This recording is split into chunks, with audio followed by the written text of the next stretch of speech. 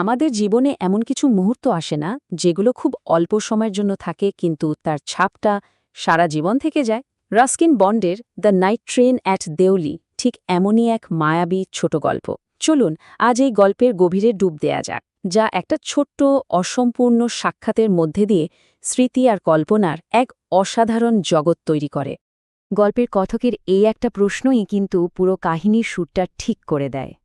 এটা শুধু দেউলি নামের একটা স্টেশন নিয়ে কৌতূহল না, বরং আমাদের সবার জীবনে সেই সব অজানা অধ্যায়গুলোর প্রতি একটা টান, যার দেয়ালের ওপারে কি আছে তা আমরা সবসময় জানতে চাই।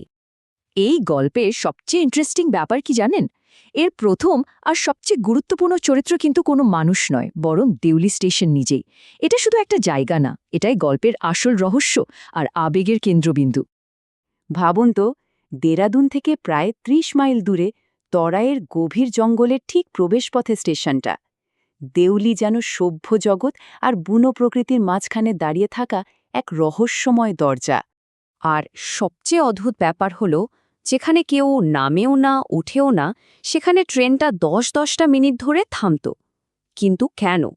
এই অকারণ বিরতিটাই কথকের মনে একটা অদ্ভুত রহস্যের জন্ম দেয়, আর তাকে এই জায়গাটার দিকে আরও বেশি করে টানে।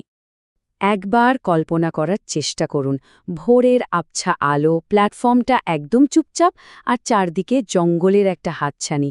মনে হচ্ছে না যেন এখানে এসে সময় একদম থমকে দাঁড়িয়েছে? দেউলির এই শান্ত থমথমে পরিবেশে হঠাৎ করে গল্পের মোড় ঘুরে যায়। চলুন এবার সেই মুহূর্তটাতে যাই, যখন ঝুড়ি বিক্রি করা একটি মেয়ের সাথে কথকের প্রথম অপ্রত্যাশিত দেখা হওয়াটা গল্পটাকে একেবারে বদলে দেয়। মেয়েটার পরনে ছিল পুরনো পোশাক, পায়ে কিছুই ছিল না, কিন্তু তার হাঁটা চলার মধ্যে এমন একটা শালীনতা আর আত্মবিশ্বাস ছিল যা প্রথম দেখাতেই কথকের চোখ টেনে নেয়। দেউলির সেই বহুদিনের জমে থাকা নীরবতাটা যেন এই একটা সাধারণ প্রশ্নেই ভেঙে গেল। এটাই ছিল তাদের মধ্যে প্রথম কথা, আর এই কথাটাই একটা ছোট্ট পরিচয়ের মধ্যে দিয়ে এক গভীর সংযোগের সম্ভাবনা তৈরি করে। কথকের প্রথম প্রতিক্রিয়াটা ছিল প্রায় না ভেবেই বলা, না, আমার ঝুড়ি চাই না।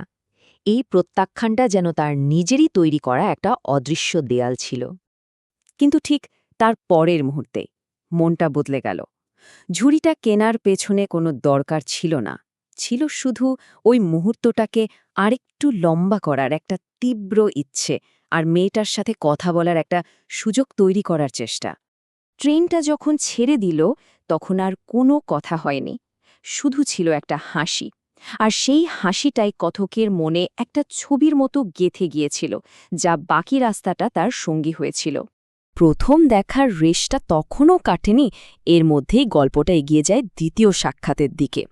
আর এইবার তাদের ক্ষণিকের পরিচয়টা এক গভীর, নীরব প্রতিশ্রুতি আর না বলা বন্ধনে পরিণত হয়। এ থেকেই বোঝা যায় মেয়েটা স্মৃতিকথকের মনে কতটা গভীরভাবে গেঁথে গিয়েছিল। তাকে আবার দেখার এই অপ্রত্যাশিত উত্তেজনাটাই বলে দেয় যে প্রথম দেখাটা কোনো সাধারণ ঘটনা ছিল না। আর সবচেয়ে সুন্দর ব্যাপার হলো, দুজনেই দুজনকে মনে রেখেছে। ওই যে চিনে ফেলার আনন্দ, সেটা তাদের মুখে স্পষ্ট ছিল। তারা আর অপরিচিত ছিল না, যেন ছিল পুরনো বন্ধু।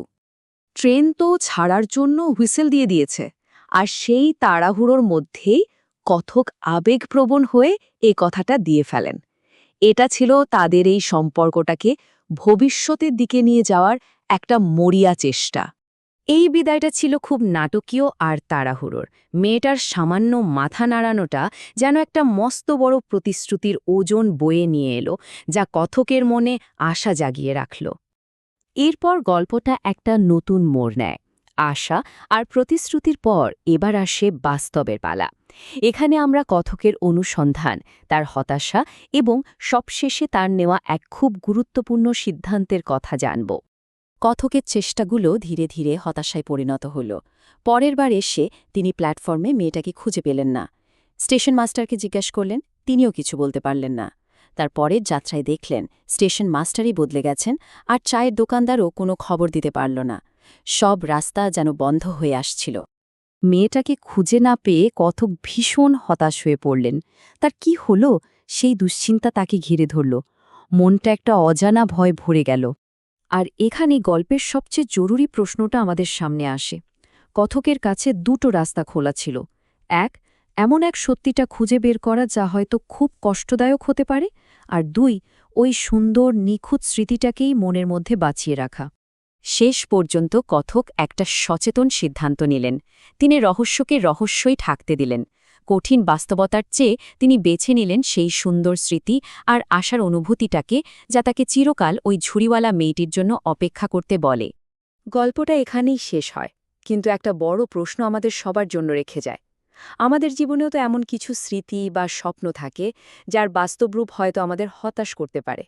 সেক্ষেত্রে কোনটা বেশি মূল্যবান, একটা কঠিন সত্যি নাকি একটা সুন্দর কল্পনা?